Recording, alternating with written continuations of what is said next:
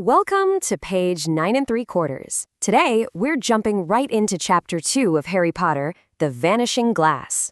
This is where we see the very first undeniable spark of an identity that, well, simply refuses to be contained. You know, this one line just says it all, doesn't it? It perfectly sums up Harry's entire existence at number 4 Privet Drive. He's there, sure, but in all the ways that really count, he's completely invisible. It's like he's just an absence, a blank space in a house that's trying its hardest to pretend he's not there at all.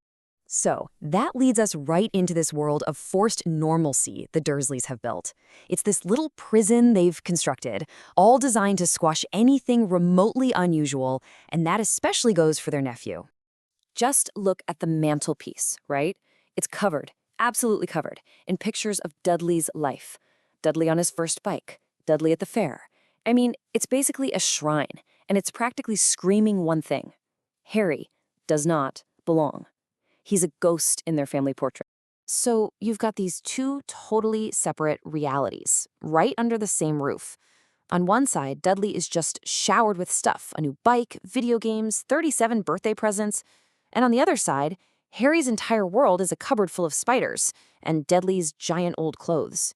And look, this isn't just neglect. This is a deliberate, calculated effort to erase him. So how do they pull this off? How do they keep this suffocating normalcy going? Well, it all boils down to one very simple rule. Don't ask questions. Because questions, well, they threaten that bubble. Curiosity is basically the #1 enemy of the quiet, totally magic-free life they're trying to build. But, you know, for all their hard work, there's just something about Harry that refuses to be controlled. And these are the first little sparks of the magic they so desperately want to pretend doesn't exist. And you start to see this pattern, right? First, there's the haircut incident. Aunt Petunia butchers his hair, and poof, it's all back the next morning. Then there's the ugly sweater that shrinks down to nothing just as they try to force it on him. And then, the big one.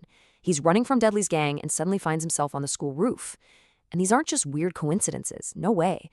These are these little, involuntary bursts of magic. It's like his true identity is literally pushing back against the box they're trying to keep him in. And what happens every single time? Punishment, of course. So Harry gets punished for things he can't even begin to explain, let alone control. And all of this does is feed the Dursleys' absolute terror of anything abnormal, while teaching Harry that whatever this different thing about him is, it's bad. It's something to be ashamed of. Oh, man. And this quote? It just says everything you need to know. Uncle Vernon's beet red, screaming reaction just because Harry mentions a dream about a flying motorcycle. It's completely over the top, but it shows you just how deep their denial, their terror, really goes. Even just the idea of something magical, something that doesn't fit in their neat little box, is a massive threat. Okay, so all of this has been building, and it all comes to a head on one single day, Dudley's 11th birthday. What seems like just a simple trip to the zoo ends up being the catalyst, the one thing that's going to crack his tiny, confined world wide open. And it all kicks off with this number, 37. The tantrum Dudley throws because he got 2 fewer presents than last year, I mean, it tells you everything about their world, right? A world where happiness is literally counted in presents. In a place like that, something like magic, well, it has zero value. It's worthless. And then you get this little twist of fate. Mrs. Fig, the lady who usually watches Harry, breaks her leg. The Dursleys have no other choice, so they're forced to take Harry with them to the zoo. And it's this tiny, random accident that sets the stage for Harry's magic to finally show up in a way that is totally public and completely undeniable. Uncle Vernon's threat here, it is so telling. He doesn't just say, behave. He specifically warns against funny business. See, this shows you that deep down, he knows. He knows that funny business is always a possibility when Harry's around. He suspects something's up, and he is absolutely terrified of it. Okay, so this brings us to the absolute climax of the chapter. All those little sparks of magic we've been talking about, well, they're about to ignite into a full-on, visible flame that no one can deny. So, they get to the reptile house, and Harry finds himself drawn to this huge boa constrictor. And for the very first time, really, Harry connects with another living thing that gets it. It understands what it's like to be trapped, to be stared at, to basically be an exhibit in your own life. And then the snake, it actually winks at him. And it gives him this look that just says it all. Yeah, I get that all the time. This is the thing. Harry isn't just looking at an animal anymore. He's actually having a conversation.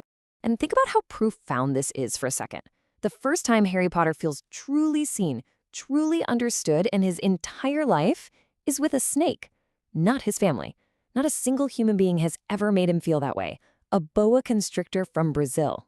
And of course, that's when Dudley waddles over and just shoves Harry right onto the concrete floor.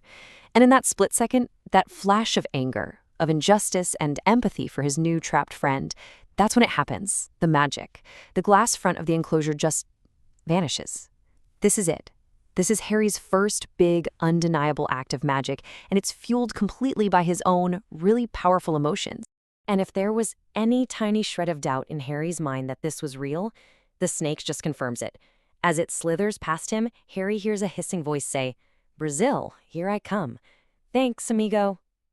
The conversation, the whole thing, it was real. He didn't make it up. And he, Harry, was the one who set it free.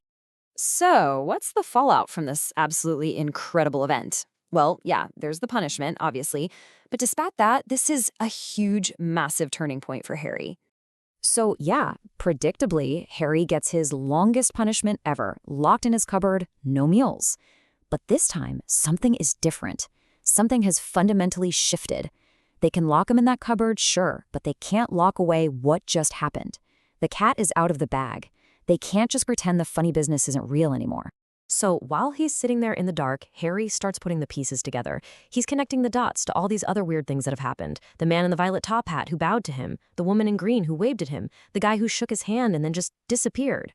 He realizes these weren't just random weird people. No, these were glimpses, little peeks into a whole other world. And here's the big takeaway, right? They're like emissaries from this other world, a world where Harry Potter isn't invisible at all. In fact, he's known. It means his identity, who he really is so much bigger than that tiny cupboard they're trying to shove him into.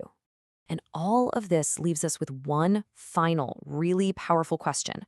If the impossible can happen, if magic is real, and if strangers in the street already know his name, then who is Harry Potter really?